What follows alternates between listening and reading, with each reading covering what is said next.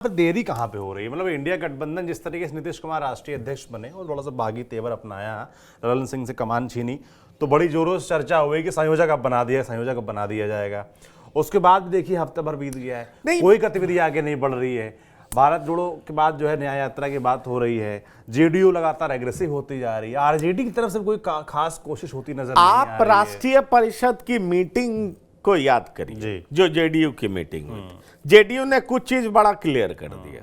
JDU ने in fact Congress पे नाराजगी भी दिखा दी। जेडीयू ने कह दिया कि जातीय जनगणना हमने किया, उसको प्रचारित कांग्रेस कर नहीं रही है, कांग्रेस हमें क्रेडिट दे नहीं रही है। साथ ही साथ जेडीयू ने अपने नेता नीतीश कुमार को विपक्षी नेताओं को एक प्लेटफॉर्म पे लाने के लिए बधाई का पात्र भी करार दिया और उनकी बड़ी तारीफ भी की कि आप ही थे जो आप सूत्रधार थे। और लेकिन कहा यह गया कि कांग्रेस इस चीज को मान नहीं रही है।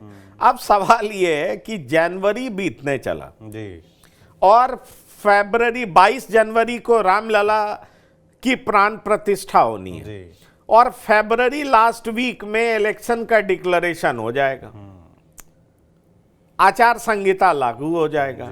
और अभी तक ना तो सीट शेयरिंग का फॉर्मूला तय हो पाया है, ना मीटिंग में कोई बड़े नेता जा रहे हैं। नाराजगी इस कदर बढ़ गई है कि कुछ तय ही नहीं हो पा रहा है।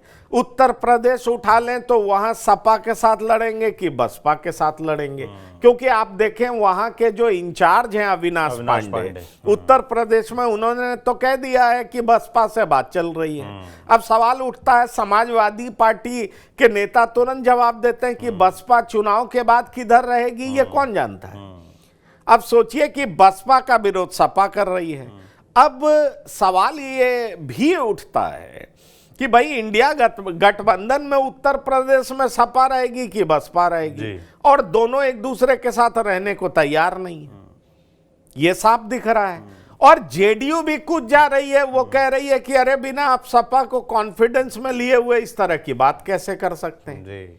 खास बात यह है कि जेडीयू उत्तर प्रदेश के मसले में मैं वही बात आपसे कह रहा हूं। इसलिए आप देखिए कि बिहार के ही कॉन्टेक्स्ट में नहीं, उत्तर प्रदेश के भी कॉन्टेक्स्ट में कुछ ठीक नहीं दिख रहा है। और ये अब विजिबल है, कोई छिपा हुआ नहीं है। और ये सिर्फ कांग्रेस के साथ नहीं है, ये आरजेडी के साथ भी है। आरजेडी से किसी भी चीज पे सलाह मशविरा नहीं किया जा रहा है। अगर किया जाता तो ये कभी नहीं कहते कि 16 सीट पर तो हम लड़ेंगे ही लड़ेंगे, और कटिहार लड़ेंगे, जहानाबाद लड़ेंगे, झंझारपुर लड़ेंगे। और मजेदार बात छोड़िए, जो लालू प्रसाद का दूसरा गढ़ मधेपुरा कहा जाता है, वहां से भी तो जीते हुए सांसद जेडीयू के हैं।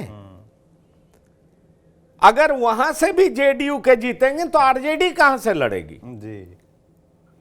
मधुबनी से अब्दुल वारी सिद्दीकी भी ट्राई मार रहे हैं, झंझारपुर से रामप्रीत मंडल हैं, वहां से भी कोई ना कोई एक यादव उम्मीदवार चाहिए।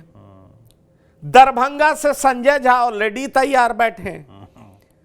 तो आप इन सीटों पर नजर डालें तो आपको लगेगा कि अगर बातचीत नहीं होगी तो ऐसे कैसे चलेगा। मैं ये नहीं कह रहा कि जेडीयू प्रेशर माउंट किए हुए और तगड़ा दबाव बनाई हुई है, और आज तक आप नीतीश कुमार को देखें तो वो अपने घटक दलों उन पे दबाव बनाए रखते हैं। और यही उनकी राजनीति की खूबसूरती है कि पिछले 18 साल से वो जो चाहते हैं वही करते हैं। कम से कम बिहार में तो वही होता रहा। इसलिए अब जिस तरीके से जेडीयू कह रही है कि 16 सीट, तो भाई इस पे तो बात ही मत करो। अब बचा 24 सीट, 24 सीट में तुम लोग तय कर लो, उसमें भी एक सीट हम दरभंगा ले ही लेंगे। मतलब कोई बात बंद कमरे में बात नहीं कर रही है, मीडिया को बता रही है, उनके प्रवक्ता बता रहे हैं, उनके बड़े नेता बता रहे हैं, और ऐसा शो कर रहे हैं जैसे हमको तुमसे कोई कंसर्न ही नहीं है। आई डोंट केयर, हमने अपने नियम कानून बता दिए, आप सूट करता है तो बताओ, नहीं तो कोई बात। अब ये इंडिकेशन नहीं है सब कुछ गड़बड़ होने का, तो और क्या इंडिकेशन हो सकता है।